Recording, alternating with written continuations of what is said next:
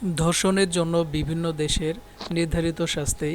আফগানিস্তান মাথায় গুলি করে হত্যা, আরব আমিরাত মাথায় গুলি করে হত্যা, সৌদি আরব শিরোচ্ছেদ, নেদারল্যান্ডস 4 থেকে 15 বছরের কারাদণ্ড, ইরান চাবুক মেরে হত্যা করা, ভারত যাবজ্জীবন কারাদণ্ড ফাঁসি, চীন যৌনাঙ্গ কেটে মৃত্যুদণ্ড, গ্রিসে আগুনে পুড়িয়ে মৃত্যুদণ্ড, মিশরে ফাঁসিতে ঝুলিয়ে মৃত্যুদণ্ড, রাশিয়া 3 থেকে 30 বছরের কারাদণ্ড, পাকিস্তান 10 থেকে 25 বছরের কারাদণ্ড, উত্তর কোরিয়া মাথায় গুলি করে হত্যা, সর্বশেষ বাংলাদেশ।